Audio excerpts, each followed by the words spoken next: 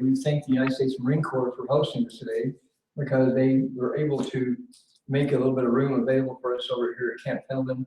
We're doing an energy demo today. There's a number of different components we bind together so that we can not only show the power of this particular demo, but show the utility. We believe that the wired world has taken us a long way. We've moved from the 19th to the 20th to the 21st century. In the 21st century, the new next generation infrastructure needs to be sustainable, it needs to be affordable, it needs to be inexpensive for people that are up-leveling for their GDP in their different countries, their different markets, and so forth. So we need to shift our gears to a new capital structure to move forward with infrastructure development. And that's what we're doing here.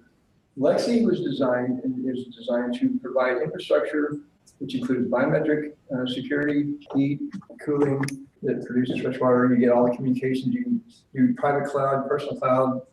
You can interface with satellite communications to give very high bandwidth and very low latency. We've got other companies that deal with the up-leveling of data to the cloud that is using very, very high-end solid-state capabilities for the servers and the overall computing we can do.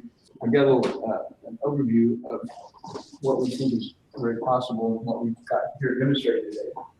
We're using fuel cells. In this case, we're using one. We could put several in one configuration. We're using different types of computing platforms, the N.U.Cs, different types of operating platforms, different types of memory, different types of hard drives, and both wireless and fixed. And then we have other types of components that could go in here, like game components and set-top boxes and basically a number of different types of things that you see today in your home, but you know, you could be integrated in one little box that's about the size of a whooper. This fuel cell powers the box itself, and the fuel cell wouldn't actually be in this configuration.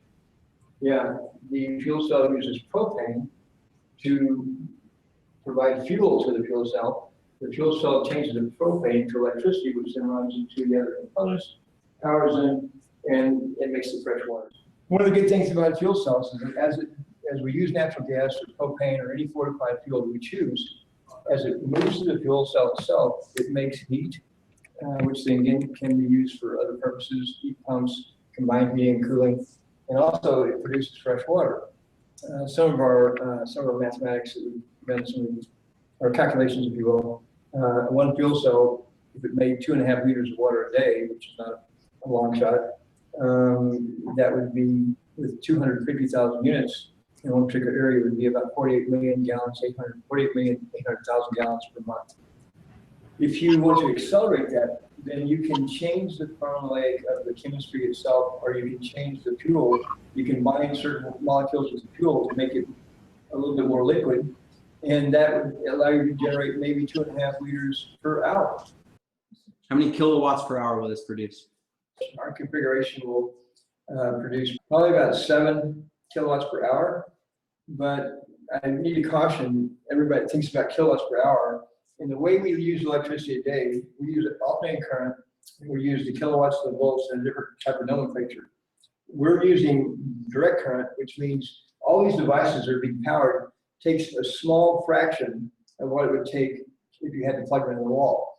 And because DC doesn't have to be converted again, because there's no losses to the driving from the fuel cell to the TVs and to the computers or whatever, it's a much more sustainable, much more efficient process. And we looked at the problem as being, if we have a butane tank like that, how long can we power these TVs and computers? Well, we know we can power these TVs and computers with the amount of energy coming off that butane tank and that fuel cell for about 2 months. First, I'm going to log on the NUC so we can see that it starts from scratch. This is the NEC 5 5 RWH, and there it is right there.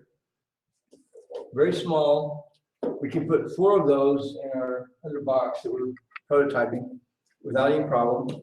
And 4 times the power of that is very significant.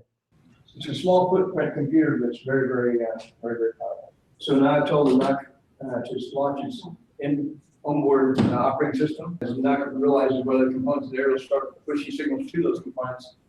And then, as you see, all these different screens are working from a single computing unit. I'm going to Now, the Windows operating system, we're using Windows 8.1 OEM.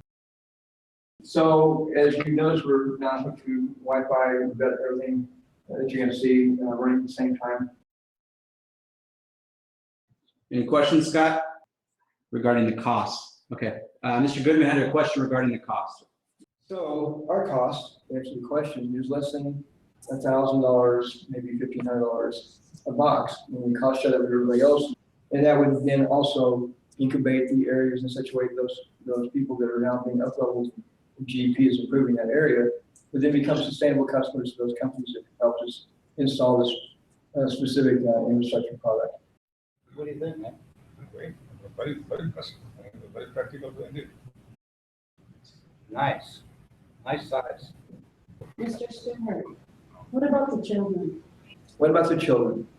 In the equation of the future, they're the number one sustainable requirement. Without working to help the children, we lose our efficacy. It's very important to groom them, educate them, and let them grow with this technology and be implemented, and let this be implemented in such a way. Would you like to say something, Michelle? He is the scientist. I am here for the children. And what I do is I'm looking at safety, making sure that children aren't going to be abducted. They're not going to be taken from their homes. They are going to be safe.